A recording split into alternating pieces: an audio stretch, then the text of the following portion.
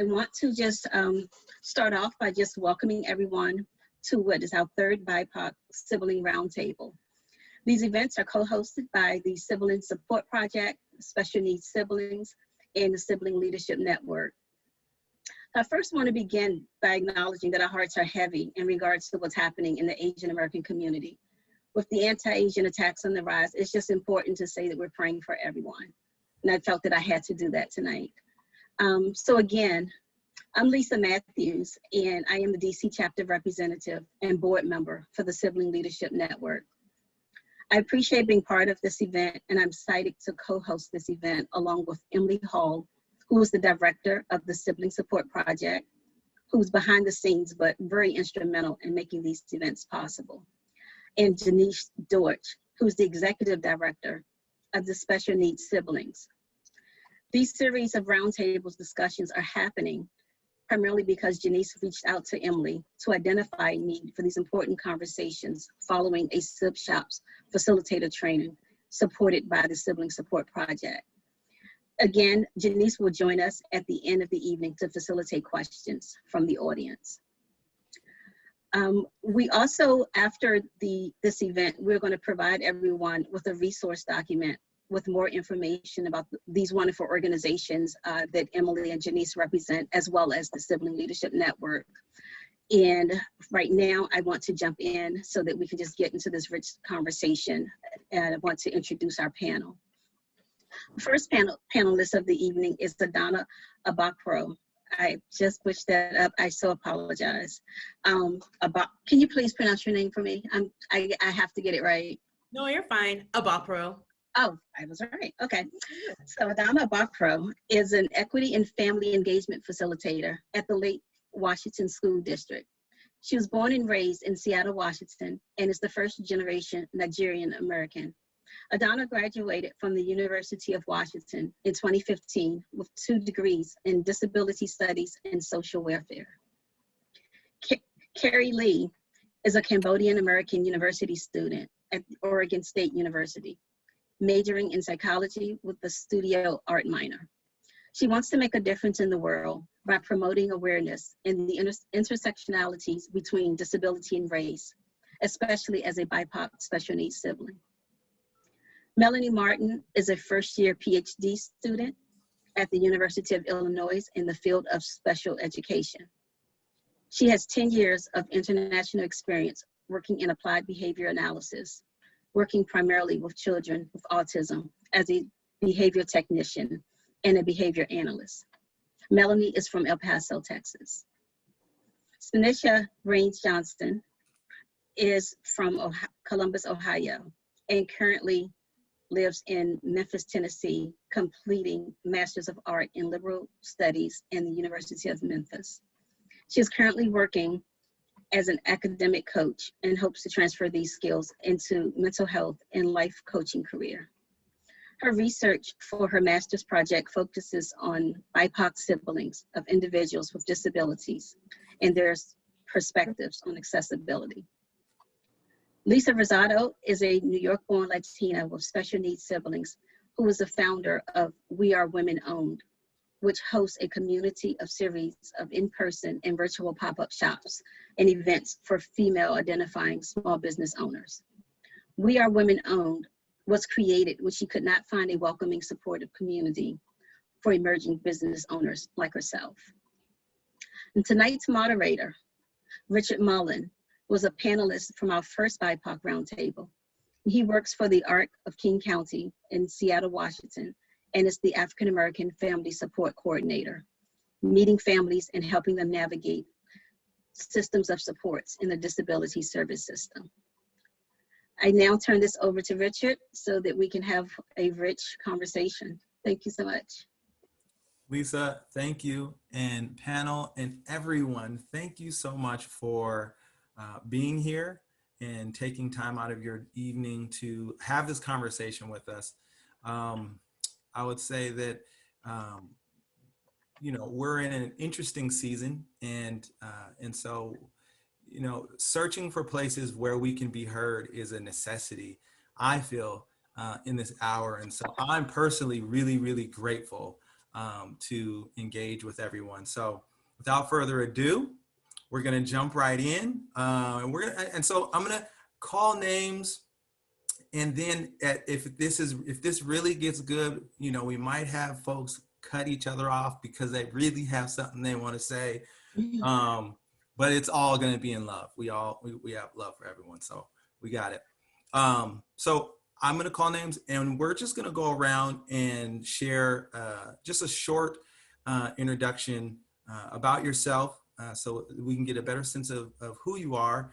And you can also share about your sibling, and if you feel comfortable, the barriers that they face, whether it's intellectual or physical, and we'll go from there. So this is kind of the warm up. This is, if you're nervous or if you're feeling like, oh, here we go, this is your warm up right here. So why don't we start with Melanie? Thank you, Richard. Yeah.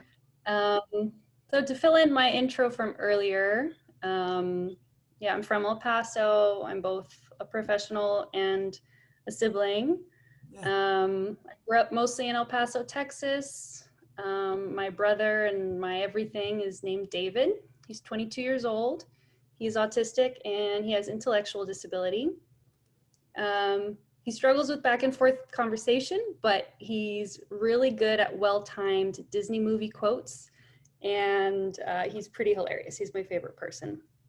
So I've been away from El Paso for a long time, but I go back on any vacation. We call every weekend. And one day I'm going to become his guardian. So even though I'm a professional in the field, I don't know what that's going to look like. And so I'm very much learning and trying to find my way.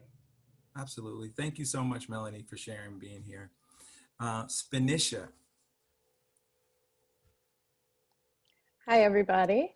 My name is Spinisha. I am from Columbus, Ohio, but currently living in Memphis, Tennessee. I moved to Tennessee 3 years ago while my husband works on his PhD, which he is in the last few stages of it, so very excited. And while I was here, I decided I'm gonna go get my master's degree. So I am a graduate student. I got my bachelor's of science in communication studies from Ohio University, and now I'm working on my master's of art in liberal studies. Like it was mentioned, my master's project research focuses on BIPOC sibling perspectives, intersectionality, and accessibility. So disability rights, advocacy, accessibility, these are all central focuses of probably everything that I do. Yeah. I'm the oldest of three. All right. So I have two younger sisters. They're my best friends and they mean everything in the world to me. And my middle sister and I were 15 months apart. And at 19 months, she was diagnosed with autism and what was also described to us as a developmental delay. So this is, you know, something that has impacted every decision I've ever made, creatively, professionally, personally. My sister was completely nonverbal as a child, but as kids, it was not something that felt different. It wasn't until we got older that I noticed the major differences in our lives and how those differences would continue. But, you know, I remember thinking about, you know, going to college and feeling guilty about leaving home. I struggled and still kind of struggle with a lot of guilt, but, you know, I've been learning to find my voice as her sibling and as an advocate and also, you know, as my own woman. So I'm super honored and excited to be here and to listen and to share. Well, thank you. Thank you so much. Adanna. Hi, everybody. Good evening. Thank you all so much just for being here. Thank you to the team and to the rest of the panelists just for sharing our stories. You know, I'm just really grateful. So my name's Adanna Abakporo. I'm also a sibling, you know, of course. I have two siblings with disabilities. My younger brother, his name's Amanze. He's 27. We're 14 months apart, and he's autistic. My younger sister, Khadijah, she has a developmental delay. She's 4 years old.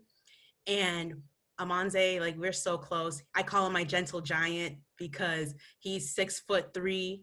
I'm only 5'3", so I call him my younger, older sibling. Like I am such a shorty compared to him, but he is the most gentle, the nicest man that I know.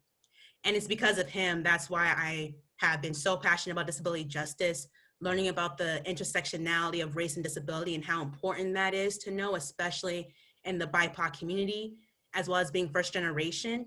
Learning from my mom as a single mom, trying to navigate the system, not even knowing much about autism when he was diagnosed at 2 years old, but seeing her try to navigate the system, talking to people, trying to connect with other Nigerians, and just trying not to have that, you know, stigma of shame because of her son's disability. And then now seeing that with my little sister, Khadijah, seeing how my dad's trying to support her, navigate the system as well.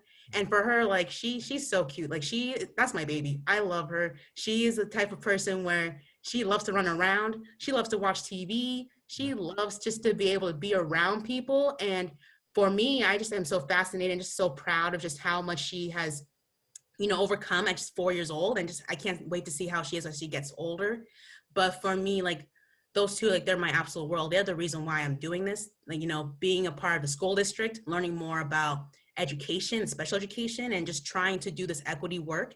And yeah, like I'm just so proud just being a sibling, like knowing how to navigate that. And then like Melanie mentioned, I probably am going to be my brother's caregiver, or sorry, guardian, and just being able to be there for them as much as I can be, you know, and also trying to make sure that I find my voice, like Spinisha mentioned, and trying to be their advocate, and also trying to just learn from them and just try to be there for them as much as I can. So again, I really appreciate all of you just for being here, taking time out of your day. And I just can't wait to hear from the rest of the panelists and see what's to come from this. So thank you.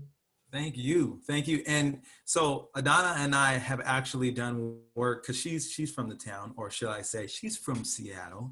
And so we've done work together, and I mean, she's a powerhouse. I will say she's a great leader, and I always enjoy collaborating. So thank you for sharing. Thank you so much. All right.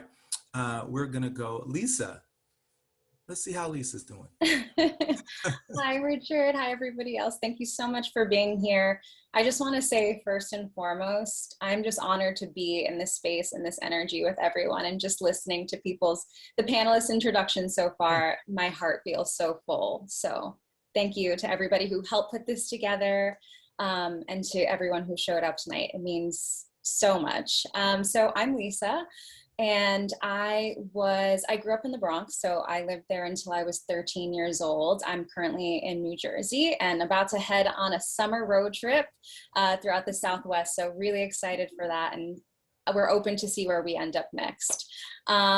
So a little bit about kind of I have a little bit of a unique sibling dynamic in that I have two half sisters. My mom married 3 times. She's given up on it. She's married to God now.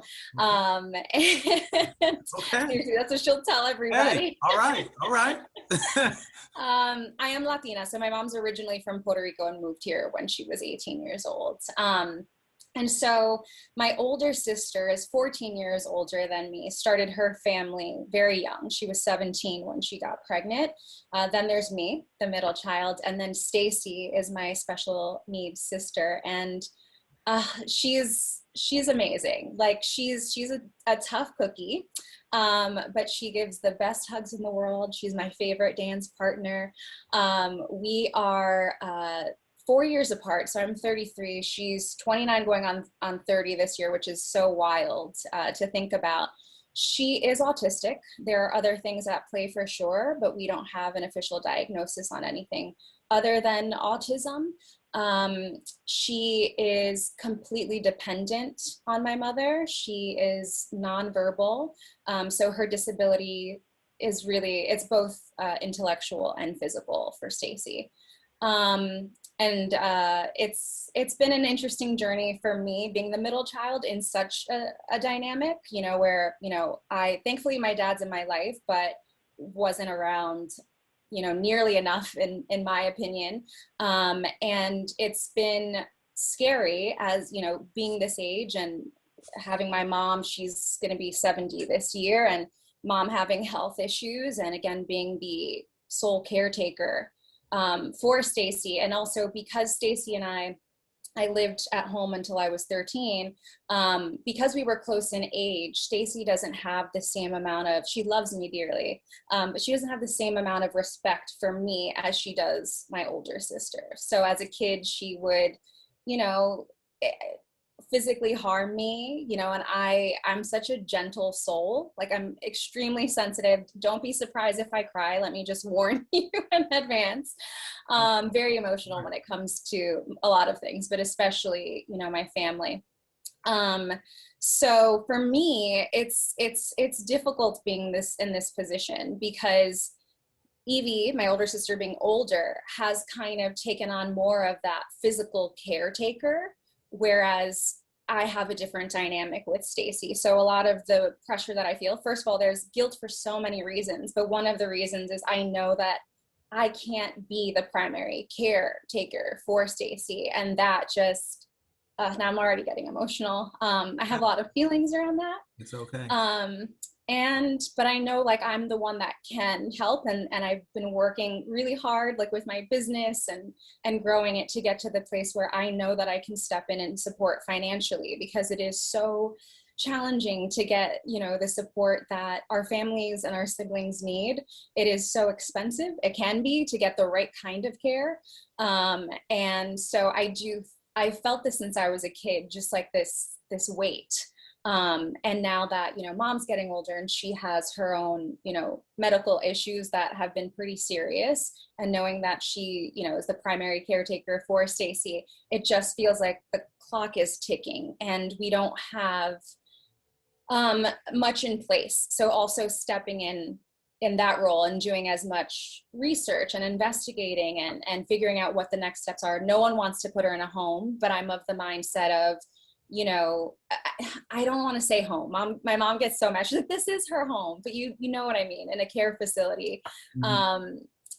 It's something that we should still look into to make sure, like, worst case scenario, that we feel good about the facility that she's going into. So it's an interesting place. And then also feeling like, I feel like spiritually and like in my soul and in my heart that I'm meant to move someplace different. Yeah. But mentally, the responsible thing feels like to stay closer to home. So that's also something that I've been battling it out with. But I will say this, Stacy has made me such an empathetic, sensitive human being. Yeah. And through having that experience of having her as a sister, it was really difficult for me growing up. And I was completely, like, unhealthily shy. And I had a really hard time letting people into my life. So it wasn't that, you know, people weren't befriending me. I was very insecure. There was a period of, you know, feeling ashamed even. And kids are mean. Kids can be really mean, especially when they don't understand. And so I pushed a lot of people away and I kept to myself. And so it's really, I think, really beautiful to see that the work that I do now, and like in my adult life, I've always craved sisterhood, and I feel like I've really created that for myself and so many others through the work that I do with We Are Women Owned. And it was because of that interesting sibling dynamic and not allowing myself to foster relationships with others, that it's a part of the story. It's a part of why I am where I am today. And I love her to pieces. Again, she can be difficult. She throws horrible tantrums. And that's another thing. Stacy's like cooped up at home a lot. Because if my mom takes her out, she could throw a tantrum, be in the middle of the street. And my mom doesn't have the strength to bring her back inside. So sometimes she's even calling, I don't know if anyone else can relate, on like strangers to, you know, to come and help. So that's a little bit about myself and my family and Stacy. And again, thank you for being here. I'm excited to chat more and hear more about everyone else. Lisa, thank you so much. Now, I'd much rather dodge messing someone's name up by saying, Miss Lee, Miss Lee, can you, is it Karee? It's Karee. See, that was, okay. But I did start you in with the Miss Lee though. So there's the respect and honor right there. But Karee, can you share, please?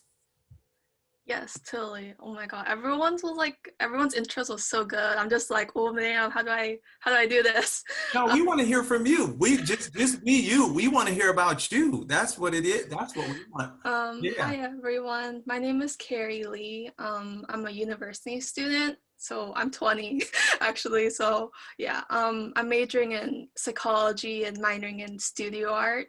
And I possibly want to become a clinical psychologist in the future. Okay. I'm from Oregon. Here we and go. yeah, I'm a first generation Cambodian American. So if you guys don't know where Cambodia is, it's near like the southeastern Asia, near Thailand and Vietnam. And my parents were refugees who fled the Cambodian genocide, and that was where 3 million people were killed. And it ended very recently. It's like it ended in 1979, so it's still something that's like, it's not like gone. And I'm Asian American, so there's definitely this mental health stigma and cultural barriers between it. Like, for example, like there's like no word for autism in Cambodia. There's no word for like anxiety really. Mm-hmm. Like when I told my mom like I was socially anxious, she's like, oh, that just means you're shy, you're scared of strangers. And I'm like, no, sort of, but not really. So that kind of puts into perspective how mental health is kind of viewed, like it's not really a big thing over there. And I have a younger brother who is 2 years younger, and he's my only sibling, and he has autism.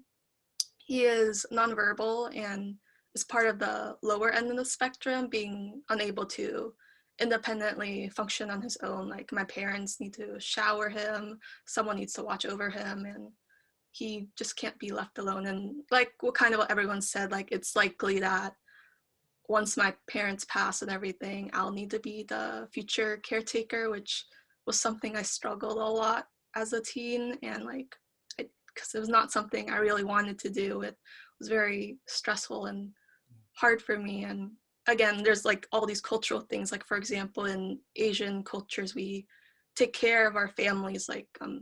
I've lived with my grandma like my entire life, pretty much. Like we take care of our family essentially. So it's kind of anxiety provoking that they want me to take care of them and my brother in the future, which is not very ideal per se. And yeah, it's very hard. They never really explained autism to me when I was young, and it was just hard growing up. Like my dad, he didn't want to have another child because he was scared that they might also have autism and all those things. And yeah, it's very difficult. And I remember one incident that was hard with my mom was so we all know that like there's really no cause for autism per se, but my mom, she's like religious and everything, and she thought, oh, my brother is autistic because he was a bad person in his past life, which to me was, that's obviously not true, but that's something that like I would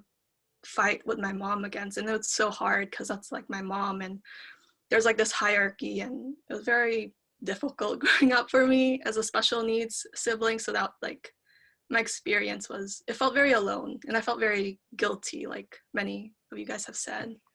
So, and I'll go deeper eventually, but I'll stop here.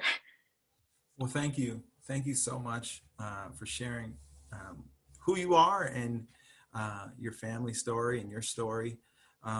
It has so much value. And I'll say that my mom actually, dealt with a lot of the feeling of being punished. Like in some form, it was a punishment that my brother, Stephen, who had cerebral palsy, among other speech delays and things of that nature. And he kind of has a list of things that were going on. Unfortunately, he passed away when I was 14. He was 24. And it's amazing how someone can shape your life and you not even really realize it.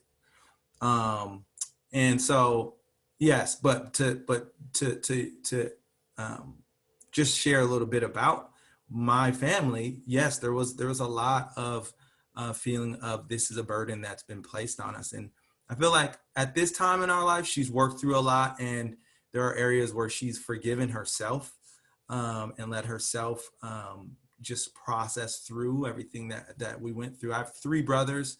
We are originally from Minneapolis, Minnesota. We moved out here in 1986, and you know, it was very white.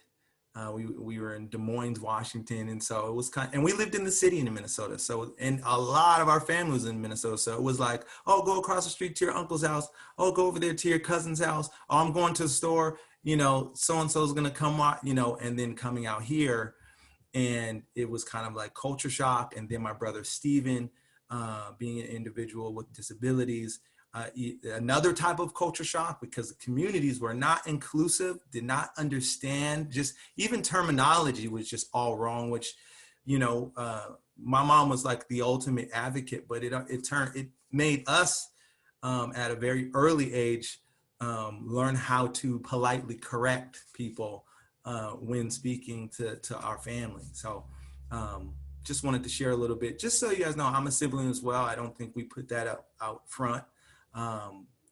Okay, so here's the thing.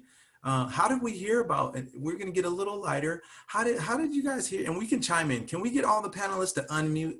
We're all so sophisticated. Just, I'm going to mute if I'm not talking. How did everyone hear?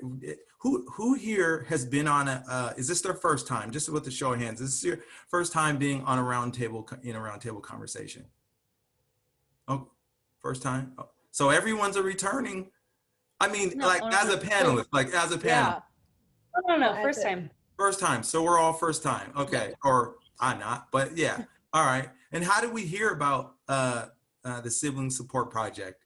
Was it by a friend? Was it a flyer? Did somebody reach out to you and say, hey, I know your story. Would you? I saw a flyer. Flyer? Okay. I actually learned about it. Oh, go ahead. No, go ahead, Lisa, go ahead. I learned about it through Jeniece. So throughout the pandemic, my mom in the beginning was ending up in the hospital many times. And it wasn't for COVID, thankfully, but it was really stressful and I was getting paranoid and I was like, why don't we have more support as siblings? Yeah. And I started to investigate more and more to see what was out there. Yeah. And then connected with Jeniece from Special Needs Siblings. And then she invited me to the first roundtable event. And then she invited me to speak. So awesome. Awesome. I think, Adanna, you were about to, you hopscotch. You was trying to get in. Yeah. Yeah, I don't want to interrupt, you know, I don't like doing that. But I actually heard about the second roundtable, I think that was in January, from a friend of mine that I used to go to grad school with. And then, Richard, you reached out to me to be a panelist for this panel. So that's why I'm here. And Melanie, you just... One of my professors is involved with the Sibling Leadership Network. And so I began following them a number of months ago, and I don't really remember how this popped up, but it somehow popped up in my sphere. Okay, well, we love it when stuff pops up in your sphere.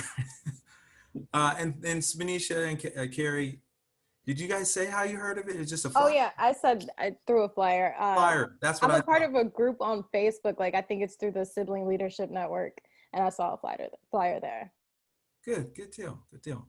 All right, so we're gonna go into some more questions and conversation. And I will call on you and just feel, you know, just, do you guys feel like you got to shake off some of the nerves? Do you guys feel, okay, yes, good. All right, so do I. We'll start with Melanie. And we would really like to know, what were some challenges and opportunities that you faced having a sibling with a disability? This is a big question. I'll start with the opportunities. Everything, absolutely everything good in my life in some ways thanks to my brother. I found my career that I love. You know, I feel good about it. I'm able to pay my bills, maybe not right now because I'm a student again, but before becoming a student, paid my bills. I felt good about it. It opened the world to me, and it's important work that I was proud of. And I found that because of David. So there's that, you know, the kind of the selfish side. So it brought me all of that, and it introduced me to this world and this field that I love. And also I really, I can't stress enough how much just everything that I am is because of him. Every single thing that I do in this world, I see it through a lens of being his sister. You know, even romantic relationships. I look at men and I think, how would this person treat my brother? How would this person accept when David does something off the wall? You know, how will this person, you know, accept the future where he's inevitably going to be in my life much more than he is now, because I want him to be. And so every single thing, David's there. And so that's the positive, I think. You know, I'm a more empathetic and caring clinician because of it, because I've been there. You know, I grew up with therapists in my home. So, you know, that I've gone on to cases before where it was a single mom who had a bad reputation in the clinic because she kicked everyone off the case because she was difficult. Yeah. I go in there and I see my mom. That's my mom. My mom was that mom who would fight and cry and do everything for my brother. And so I was able to see it from that side of love, you know, like this woman is not being difficult. This woman is advocating for her child. And so being able to not take things personally as a clinician, because you're going to mess up. You know, there's no such thing as a perfect clinician. You're going to say something wrong. You're going to implement a treatment that doesn't work. You know, you're going to have to backpedal. So that's inevitable. But being able to go at it from a perspective of understanding that this is just what it is, you know, and respecting the families, that this is there every single day. And you have to understand that you can't ask them to do something that you yourself would not be capable of doing on a daily basis. And so I think as a clinician, it's really helped me a lot. And just as a person. Now the challenges, a lot of challenges. My mom has a lot of mental health issues. And pause. Before I say anything more, I just want to say that my brother is not the problem. The problem is in the society and the support systems that don't exist, and the fact that there are so many families who really need the support. So my brother is not the problem, but his condition and the reality that we live in is very, very difficult, because he's in this generation where ABA wasn't funded, nothing was funded, and we're from Texas, and it's bad, it's bad. So he stays at home all day. He stays at home all day, and he doesn't get any sort of supports that are actually, you know, gonna really improve his life or my mother's life. And it's very unfair and it's very difficult. And it's impacted my mom's health severely. And so as a sibling, it's just very hard and it's very heavy, because, you know, I'm a professional in the field and I don't know what to do about it. You know, I don't know how to make it easier for my mom. I don't know what to do. So it's very heavy. It's very difficult, because we don't know what the future is going to look like. And so that's hard. There's been a lot of financial and mental health challenges related to my brother's disability and the world that we live in. No, that's really interesting. Just the aspect of just when I hear you talk about your family and your brother and your mom, one thing that really resonates with me is that as a sibling, there are people often, or I'll say from my experience, there weren't people who were readily asking how I was doing as the sibling, right? So we're witnessing, you know, our loved one have challenges, and then our support system, our parents, our other siblings, you know, having challenges because of some of the things that we're facing. And then you said one thing that really hit home is you were thinking, okay, what can I do? What am I supposed to do? How do I help? And there's no real answer to that, because no one, you know, trains us or teaches us how to be a sibling. You just are, and it can be very you can go on an emotional roller coaster, you know. And so we know that our siblings are not the problem. We know that, but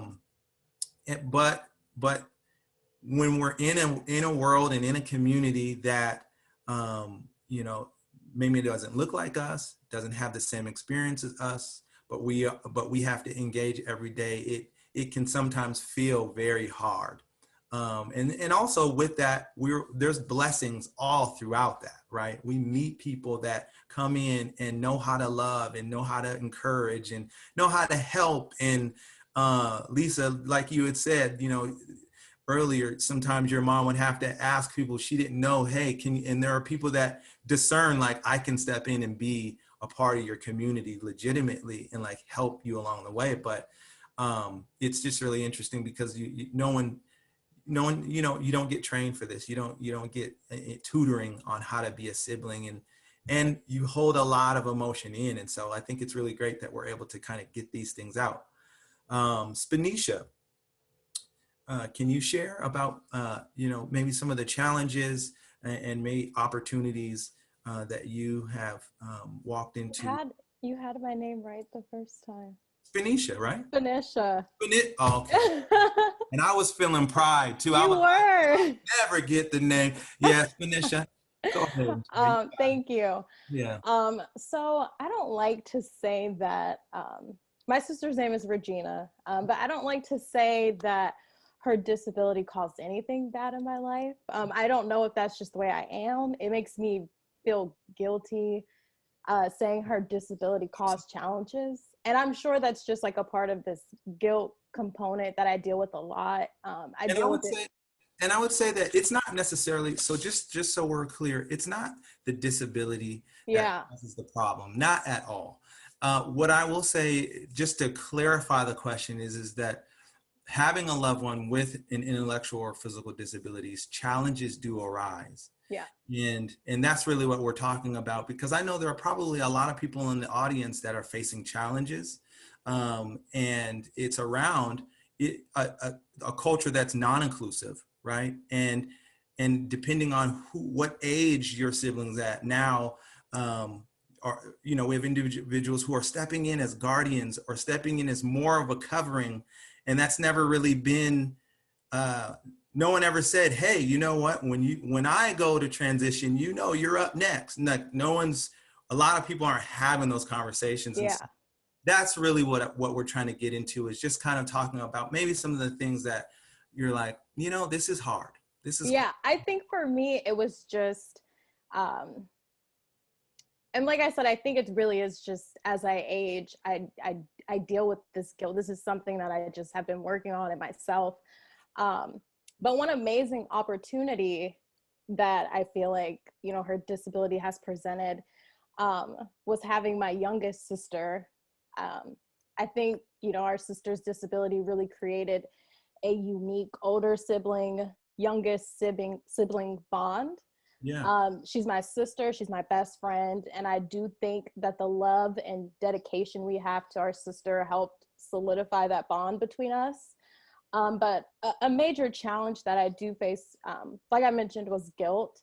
I know it's hard for my parents to see my younger sister and I do things, you know, that Regina won't be able to do. And I think that, you know, I'm very fortunate that I married a future psychologist, because he helps me a lot with reframing my mindset. about how I look at the challenges that Regina faces. So I know, my sister, she's happy, she's loved, she's adored, she's beautiful, and she's brilliant. And so I try to remind myself that our lives look different, and that's okay. So, I say things, sometimes I'm like, yeah, I get to drive and I went to college, but like I also pay bills and I have student loans. So kind of just like reframing how I look at our lives and knowing that, all three of us, those sisters, we have different lives, and that's okay. Awesome. Thank you, Spinisha. Thank you. Karee, would you like to share, and then we're gonna mix it up some more. Yeah, I guess the challenge for me was kind of not necessarily, I guess it's like a loss of what could have been.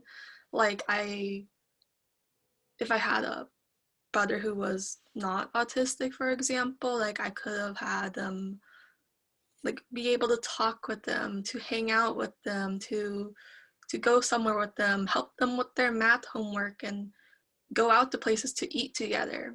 But I can't really do that. Like someone has to watch him at home, which I kind of mentioned before.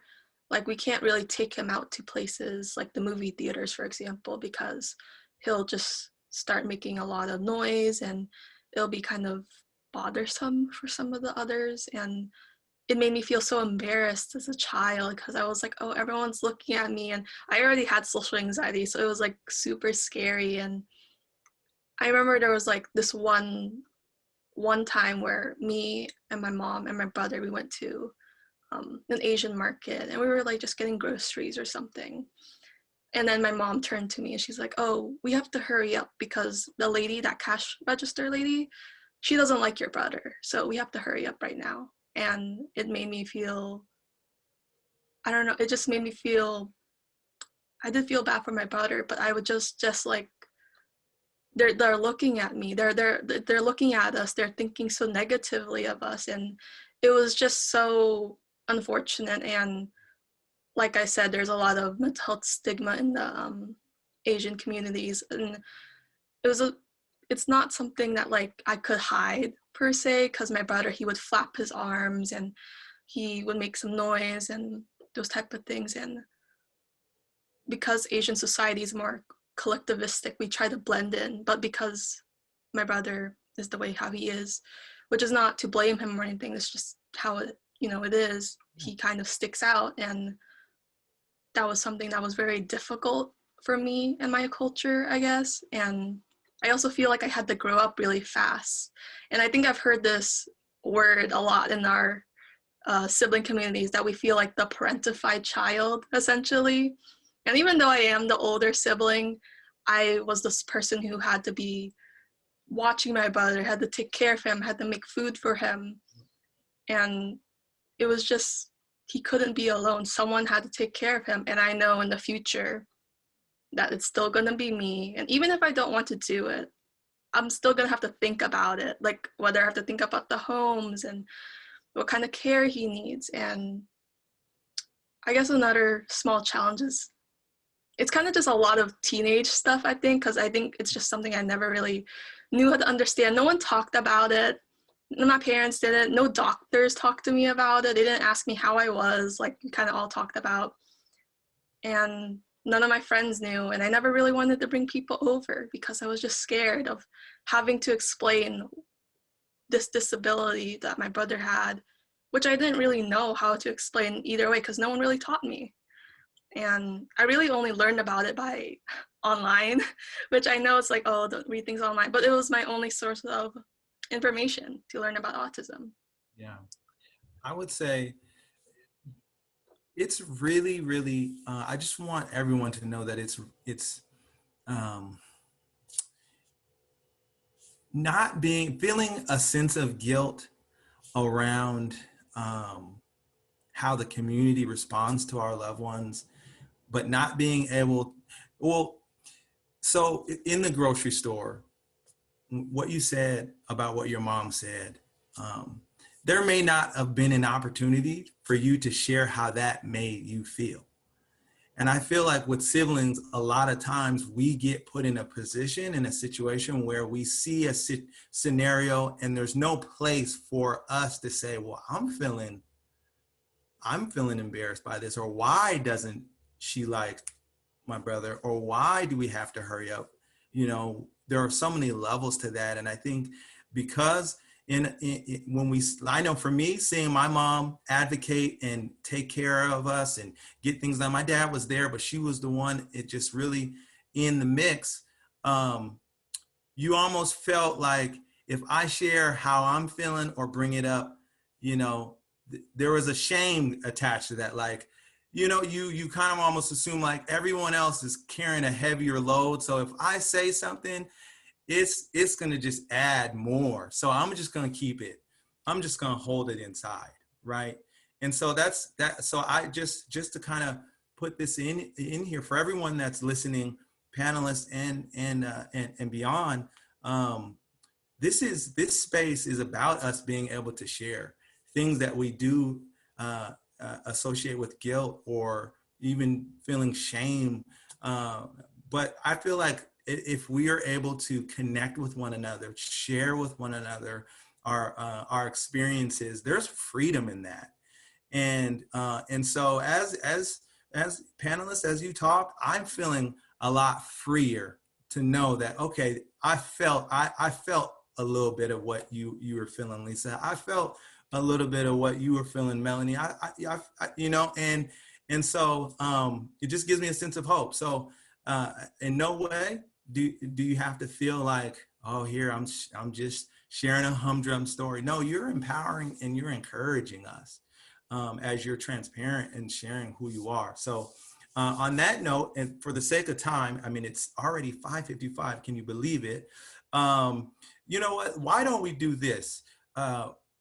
Like, let's try to, I know it's probably harder to do this because when we get on a roll, but each person, let's just do 1 minute of encouragement. Can we all just give 1 minute of encouragement? If you could think of one thing to encourage the panel and encourage everyone here, just something that you feel could help, you know, someone who needs to hear, you know, an encouraging word or needs to have something to hold on to as they process through this. And whatever you say, we receive it and we thank you because you're sharing from your experience and who you are. So Adanna, can you just share, please? Can you just something that you feel could affect and empower us? Absolutely. My biggest thing is I want y'all to just be patient with yourself and just give yourself grace. That's so necessary, especially folks in the BIPOC community, first generation. We put so much pressure on ourselves to make sure that we are supporting our family members, our siblings with disabilities, especially if you're an older sibling, the oldest sibling. Please just know that you are doing the best that you can. Yeah. And please know that there's gonna be some days you may not know what to do. You might not know what to do all the time. But just know that that love that you have for your sibling, that love you have for your loved one, whoever it may be, just know that they see that. They see that, they feel that, they hear it, they know it's there. So just please make sure you give yourself patience and grace and always just try to do what best you can to just take care of yourself. I love the fact that the other panelists talked about mental health. That's so important. And I know there's such a stigma with mental health and talking about it, but please know that that's so important. Please, like, you know, whether you have like another loved one, a partner, a friend, whoever may be, a counselor, religious figure, please make sure you talk to someone if you really need that. But all in all, give yourself patience and grace because it's not easy. It really is not. And I find that people may not understand how hard it is, but you're doing the best you can. And that's what matters the most. Thank you. Thank you for sharing that. Lisa, would you like to share? Oh man, this is a tough act to follow. I agree. No, like we just 100%. I was gonna say, give yourself grace. Hey, say it again. And then when she was talking about mental health, I just want to share really quickly. I, from like middle school, I want to say like 8th grade on, I really struggled, but no one knew. Like no one knew. And it was just what you were talking about earlier, Richard, and what I heard in so many stories is that we just didn't want to cause more trouble or like put more on our parents' plates. And that was very much me. But again, it was like, and maybe all of you can relate, it was unhealthy. I was in IGC, which is the intelligent gifted class growing up here. And so no one could tell the struggle that I was having. And it just got worse once I became an entrepreneur and I didn't have like the systems in place that I had when I was working for other people. And it turns out that, and I was struggling really, really badly early last year, I was diagnosed with ADHD. And it's something that I had suspected since high school, because I grew up in the Bronx, moved away when I was 13 to live with my aunt and my uncle in Connecticut, which was such a culture shock for me. I was one of the very few people of color there, even just 2 hours outside of the city. But growing up in the Bronx, we weren't really talking about mental health. ADHD when I was growing up wasn't even a thing that was being diagnosed in women. And so yes, please take care of your mental health. I also, I deal with depression. I deal with anxiety and social anxiety. And it's so true. One of the things that I've been trying to focus on now, especially as I'm, Stacy's getting older, mom's getting older, is that I am doing the best to care for myself mentally. I also have autoimmune diseases, which I discovered recently. And when I'm in that place of constant anxiety and depression and stress, that's when I have the worst reactions. So just making sure that, yes, everything Adanna said, like, please give yourself grace. I have to remind myself of this almost every single day, and just make sure that you are taking care of yourselves. We need to fill our buckets, until the point that they're overflowing so that we can show up as our best selves for our loved ones. So sorry that it's not that fresh, but that was very fresh. I feel like that was overachieving fresh. Yeah. See, and without having, Stacy as my, sibling, I don't know that I would have been as kind to myself in the discovery of, oh, I have ADHD, and going through all of my autoimmune issues. I have days where, I get frustrated about it. But I'm definitely a lot kinder to myself and to others. And we have a community of women entrepreneurs, and I do feel like one of my gifts is holding space for people of all kinds, to feel seen and heard and understood. And I have that to thank for the experience that I've had with Stacy as my sister. And in just hearing everybody's stories here tonight, and every single person who's on this call tonight, like, you are all so incredible. Like, you are so amazing to me. So I don't know. I just feel like I think we're all amazing people. And a part of that is due to the fact that we've had the experiences that we've had. And I just, again, my heart is full, and just, I feel the heart and the soul of this community, and that we all are just very empathetic human beings. And so I think that is something to celebrate. Like, the fact that we are here and showing up in the ways that we are, I think speaks a lot to who we are as people. Yeah. We're change makers. Very true. Thank you, Lisa. Spinisha, can you speak to us? Can you speak to the people? I would say honor your truth and your experiences. Don't feel like because you don't have a disability that you don't have a voice in the conversation. I think that's something that I dealt with for a long time. So this is kind of me speaking to myself, excuse me, in a way, because I have to remind myself, even preparing for tonight, I started having doubts about if what I had to say was valuable. Am I taking away from what the real focus of the disability movement should be? And I learned through, this opportunity that I deserve to live my life, and I don't have to feel guilty about that. That doesn't mean that I love her any less. It also shows that, our experiences as siblings are real. They mean something, and we are valued. So I think honoring our truth and our experiences will help us foster meaningful relationships And that helps to kind of eliminate that isolation that a lot of siblings feel, because if you're not talking about the experiences, it's easy, you know, to be isolated and to feel as if no one understands. So it takes bravery, you know, to talk about your story and to talk about your experiences. So that is where change comes from connection and building a community. Yeah, absolutely. Spinisha, thank you so much. Karee. Wow, everyone here, like I was saying, it's just so good. I love it.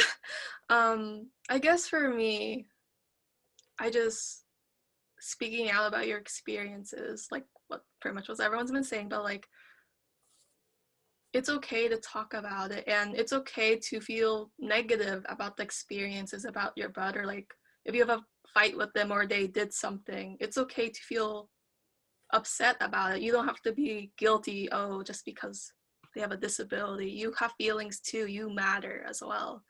And maybe this can inspire more people, but like I've recently become speaking more about my experience as a special needs sibling, and honestly it's very empowering for me, and it's like I think it would help so many people to just talk about it. And for example, in my Cambodian Student Association's culture show, I spoke about it for the first time in front of all these people who I knew of, but they didn't really know me that well, and I was scared about it. And my friend, who is the current president, she told me how thankful she was that I talked about it, because not only is it something not talked about, but there was someone from another state in another Cambodian Student Association who did have a sibling that was also disabled and was Cambodian. And I don't know this person at all, but they told her that it was so nice to hear that. And it's just like me being able to inspire someone just by saying my story. Like, I don't know, maybe I'll inspire someone right now or something, but like, I never really had that representation before as a Cambodian American. I've recently gotten a few more Asian American because I've gotten into this group, so through Facebook. But since no one could represent me before, I hope to represent someone else. And I don't know, I hope it goes well. And I think everyone can share their story, and that like you can help someone else and inspire someone. Like I've actually, like this is another thing, someone on the Facebook group, when I told my story, they told me that I inspired them to say their story. The first time, their first post on that Facebook group. So things like that, like you can inspire people just by speaking up about it. Like even though I felt so scared and guilty about it, there were so many good things to come out of it. So Yeah, it's amazing. Oh, go ahead. Sorry. oh no, it was just like, just speak out. Yeah, it's amazing how alone you can feel with your feelings as you hold them inside, and you just really don't know what people are going through around you. You know, the assumption is right. The assumption is kind of everybody else has got it together, or everybody else is coping with all the things. You know, it's just me. It's just me that's dealing with you know, my experience, my story, my history. You know, but then when you speak up, it's amazing how there are others that, oh, me too, or oh, I've been there too, you know. And it's that transaction both ways. You're given hope, and so I think that's amazing. Melanie, I don't think we heard from you. I really appreciate what you just said, Karee, and I wanted to say something similar in that every sibling relationship is going to look very different, and it doesn't have to look like this. You don't have to become a professional in the field to be a great sibling. You don't have to be on a panel to be a great sibling. You know, I'm one of four, so there's four of us. And my other two siblings have very different relationships with my brother David and with my mother. And they're different, but they're just as important as my relationship is with them. Just because, you know, I happened to fall in this path. Their path is different. But if it weren't for them, I also don't think I would have been on this path, you know? And so even if you are a more quiet sibling who's not comfortable talking about things, like that is okay too. And everyone has their place and their purpose. And yeah, give yourself grace no matter where you're at or what you're doing. Yeah, yeah. Thank you. We still have a little bit of time, and I kind of want us to go in the direction of like a support group, like support group or support community, however you want to phrase it. How diverse are some of your, I'd like to know how, and I think the people it would add value. How diverse is your support group? And that's of professionals, that's of individuals who are siblings, that's it can be a very different makeup. Everyone, the support group can look, completely different or the same. We're all different people, but can we just kind of speak to the importance to having a support group or having your community support you? And not everyone has to answer that one. I'll just call on a couple of people, but I thought it would be great if we kind of leaned into the importance of having just some supports in place. And Adanna, can you share a little bit about that? Yeah, for sure. It's so important. For me personally, I have a few close friends that also have autistic siblings or siblings with other disabilities, and also they're BIPOC. Some of them are not, but it just makes you feel like you're not alone, And it's so nice because, growing up, I had a couple friends that had siblings with disabilities, but I still felt alone. I still felt like they didn't understand, where I was coming from. And Karee, I like that you mentioned, that feeling of not being able to bring friends to your house because you're embarrassed. For me, I also felt that. I also felt like I couldn't do that because I felt embarrassed. I felt like they were going to just ask me a bunch of questions about my brother, Amanze, asking me why he acts the way he does. Why does he have these behaviors? And it was just very exhausting, even just thinking about that. But as I got older, and also seeing my mom too, talking to her friends about Amanze's disability, it helped me to understand why it's so important to talk about it, as a sibling, just because I didn't want other people to feel alone. And so for me, as I got older, had a couple more close friends that they also talked about their siblings. It was so helpful. Like if there's a time where Amanze is just, has a certain behavior, I can talk to my best friend about it and ask her like, hey, is your brother doing the same thing, or has he done this type of behavior too? And she'll be like, oh girl, yes, best believe he's done that. Or I'm not too sure about that, but let's talk more. It just feels so good just to know that. And then I have a couple of coworkers currently, who are also caregivers. One of them in particular is a caregiver for her mother who has disabilities. So thinking about that and trying to support her, and also being able to I just got into the Sib 20 group on Facebook with Kindering, and just seeing the posts and everything, just knowing like I'm not alone. Like this feeling of guilt or this feeling of sadness, this feeling of like I don't even know what to do. Like how do I even talk to people about Amanze? Like how can I talk to people about or talk to him about what he wants to do when he gets older, or growing up more, you know what I mean? So it's just so nice just to have that community and just not being alone. So I'm not sure if Richard, that answers your question. I hope it does, but No, you absolutely did. It's just speaking to just having a support in the community, in your home, yes. what have you. So I'll just call on maybe two more of you. Lisa, can you speak to that a little bit? Yeah, absolutely. The more I hear you all talk about the amazing communities that you're a part of, I'm like, I really need to prioritize this. My biggest support, I would say, is my husband.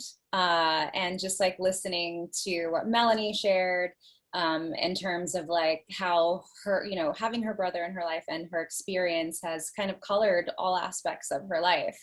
And I'm so grateful. I mean, I couldn't be with someone who, wasn't accepting, and wasn't a part of that part of my life, because they're such a big part of my life. So he's a huge support system. And I've honestly found the most support, and it's helped me in this area of my life as well, through joining an ADHD community. I did go through a year where I had to pivot my business and real quick last year.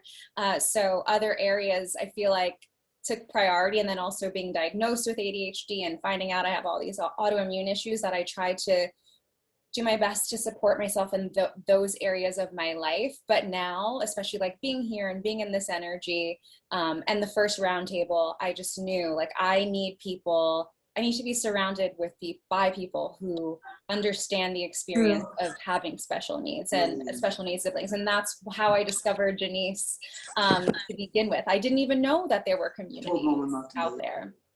I think someone just unmuted themselves.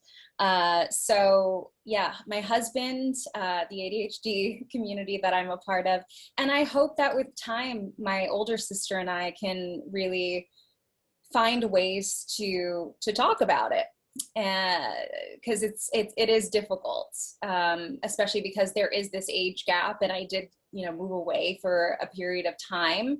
I feel like I'm always seen as the baby and the one that everybody's trying to protect, and so now that I know I have to step more into this adult role and get the wheels going in terms of like, we need to talk about the future and like, what's plan A, what's plan B, what's plan C, like who's responsible for what. Let's get the paperwork in, it is hard. I'm finding it a bit of a challenge to have those conversations because we've never had those kinds of conversations, but I know that it's me. So I'm hoping with time, my older sister and I could learn to be that support for each other, because she needs it too, whether or not she'll admit it. Yeah, thank you so much. Yeah. And this is actually going to be the last question from me, and then we're going to transition. We got Jeniece. I know she's waiting, and she's waiting. Her screen, her tile is muted, but she's ready. I know it. So how can I say this? What does the future look like? As a sibling, like what is the future look? What do we feel like the future looks like? That's the question. What's next? I think it's that's a straightforward question, but I with my brother passing away when I was young, I actually I don't have to think about who will step in, who will step up, who will take the reins when the support system shifts. But Spinisha, can you speak to maybe what the future looks like, or what you feel that the future looks like? Yeah, so my youngest sister and I, we talk about this a lot. My husband and I talk about this a lot. My sister is a major priority in my life. So the plan is for her to live with me and my sister once that time comes. And it's something we decided years ago. Whenever that conversation came up, I don't remember exactly when. I kind of just always remember knowing that is just how it would be. So I think in preparation for that, as a sibling, I try my best to advocate as much as I can. Like I said, I feel like, I've been an advocate since I was a kid. Before I even knew what I was doing was advocating. So speaking up for disability issues in my own community, and I think continuing to work to be the best advocate that I can, advocating for better policies and legislation, getting involved politically and socially in my community to make sure that, resources are available. Just kind of, I don't know, just learning, to continue learning, because there's so much to know. And just hopefully, with the research that I'm doing with my master's project, continuing to share my knowledge and my research and experiences, and hopefully be heavily involved in the disability community to kind of help implement and make those changes. Yeah. Thank you, Spinisha, for sharing that. Thank you so much. Karee, you're probably one of the youngest of us all. So can you weigh in on that? What does the future look like as a sibling? How do you feel about that? I mean, I guess it's just I kind of just know that like my grandma, my parents will pass away and I'll have to take care of them, and those type of things. It's definitely worrisome, especially because my parents don't really want to talk about it. Like there was a time where I was like, hey, what happens when you guys pass? And they're like, oh, don't worry about it. You'll figure it out later. Like we'll talk about it later. But I'm like, what if something happens? I don't know. But yeah, it's definitely like, again, like the whole cultural thing, it's such a big thing. Like, for example, like my mom told me that once my grandmother passes, she's going to quit her job to just take care of my brother full time. And that's something that was very big that I think may happen possibly because my grandma's quite sickly, and definitely not something that makes me happy per se, but yeah, that's definitely something. I guess it's a little sad for the future, I guess, but You're okay. Yeah. yeah, it's just the reality of it, I suppose. And I guess kind of what some people have been saying is like advocating, like doing this, for example, like maybe I'll do some more of these and I try to, I hope so. I'd really love to, honestly, because it's been very helpful for me. And honestly, I think I can bring up some possible things that maybe some people don't talk about, like intergenerational trauma, because like my parents from the genocide and how that probably impacts me and my brother. Like, how does that work? And like, perhaps there's some things that like, I guess some things that like I would want to tell some professionals that's like, definitely have that one-on-one interaction with that, with someone who is a sibling like me, because you may learn so much more information from just like watching them and getting information from the parents, because again, there could be cultural barriers or those type of things. And I guess another, I just keep bringing up examples, but one example from my life was my brother, he used to open doors in the cars and grab my dad while he was driving, and that was very unsafe. But my parents never brought that up, and perhaps it was the cultural shame, perhaps it's just my family, but like I'm sure I'm not the only person who's experienced that. But that social worker did not know about that until he asked me specifically, oh, hey, Karee, how are you? What's your experience like? And that's when he finally found out about it. And then like he had to tell my parents about safety precautions and like putting the child lock on in the car. So those type of things. So I want to like definitely advocate for these little things that people may not think about per se, and that I've experienced. And I guess that's my future, just a little sad, but like trying my best. Yeah. Well, you know what? We're with you. We're for you. And we thank you for sharing. And I want to say before we transition that I really appreciate each and every one of you panelists for sharing your story, your history, who you are, being transparent. And it's adding to my life. And I know that it's adding to everyone else's life who's here. And it just feels good to have a space where we can hear and similarities and know that we really aren't alone. So thank you so much, and thank everyone who has joined us in the audience. Jeniece, we welcome you in.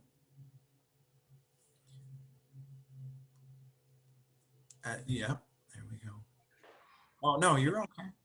I'm here. Oh my gosh, I did not want this conversation to stop. Like, I've been just listening to you all and reading the chat and the conversations and the comments that people have from you guys, sharing the validation that they feel hearing from you guys. I just want you all to know that you guys are exactly where you're supposed to be in this moment, like right here. And it means so much to so many people.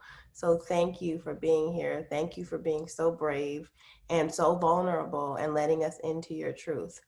I am not a sibling. I'm a mom. And I learned so much from you. And I just hope, and I know that so many parents are just like me, who want to know more and how to do better and what can we do. And you guys are light, like literally you're light. And I know in every community and every person that you touch, as you continue to share, it's going to keep growing and keep growing. So I just want to encourage you with that, because I'm just here listening and I'm like, I don't want to come on. I want to just listen. Okay. But we have a couple of questions. We have tons of commentary, but we have a question, and this is from Jason. And the context is, my older brother is 31. He lives with CP, nonverbal, uses the AAC device, and did not get the education he deserved growing up. He wants to become a special education teacher and is discouraged when I tell him to think other ways to be in the classroom with students. How have some of you handled conversations or balanced the dreams of our siblings and the realistic circumstances that may prevent that specific goal? That is up in the air to anybody if you want to unmute and make a comment or anything. Hi, everybody. Can you hear me? Yes. My name is Sunita. My brother is 45, and I can relate, Jason, to what your question is, but my brother still thinks that he's going to get married and be able to have children, and he's a very positive and hopeful individual, and I have found that basically just listening to him gives him positivity. So I kind of go with it. I feel like life is just going to progress as it is. And at some point, maybe he'll realize it, maybe he won't. But I don't think that I don't think it's going to be helpful for him to hear, no, it's not possible for you to do this. He's very happy where he is in life. So I let him be. Thank you for sharing.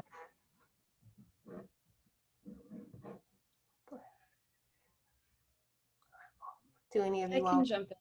Go ahead, Melanie. So I can't speak on experience with my own brother. He's not able to share these sorts of things with me. I don't know what he would want for the future. But I would encourage you to maybe help your brother find a self-advocate group. I certainly would not want to discourage him. Maybe he wouldn't end up being a special education teacher, but I'm sure he could be very valued in other positions where he could be supporting other people and teaching them and working with children. And I would encourage you not to turn that down, and maybe help him find another avenue where he can maybe achieve that in another way if you really don't think him being a teacher is a possibility. And maybe ask him what it is about teaching that he's most excited about. Maybe it's something very particular, maybe he would love to give presentations or something to a group, and he could be a guest speaker, be a self-advocate and give presentations. I don't know. There's maybe a number of ways that he can achieve what he's looking for. So I would try to help him find that path, whatever it might be, even if it's not exactly a special education teacher. Thank you, Melanie. I appreciate that. We have another question from Edwin. And would you mind discussing terminology you guys use when referencing individuals in the autism community? I can answer that one. I know you all heard me saying, referring to my brother as autistic. And I saw some of the commentary in this already. So I think it was Bridget who mentioned this. So for myself, I've heard about people first language and identity first language. And so growing up, I learned a lot about people first language, if referring to folks with disabilities, individuals with disabilities, folks with autism or people with autism. And as I got older, talking to some disability advocates, talking to some of my peers with disabilities, working at the Arc of King County, interning there for my grad program, I heard the importance of using identity first language rather than people first language, because it's showing that their autism is what makes them them. And it's something that they, take pride in. That's something that they, of course, identify. And that is something that's a part of them. And it seems like for, the terminology, people with autism, it's like you're looking at their disability as something like other than, or this othering factor, if that makes sense. So talking to these folks, I've realized that saying, referring to someone as autistic is more appropriate than, person with autism. However, though, I like how, Bridget, how you mentioned that it's really important to ask the individual how they prefer to be identified as, because for them, they'll let you know, like, I prefer, there's some people that prefer to have someone say, I'm a person with a disability. At the end of the day, I'm a person with a disability. Or there might be some people that say, forget that. Like, I am an autistic person. I am a disabled person. So at the end of the day, I would just make sure you ask the person, you know, I mean, yeah, what would you prefer? Would you prefer, you know, people first language, identity first language? I think that would make the most sense. And I would, can I just piggyback that just a little bit? Just the emphasis of, yes, the person, like you are a person.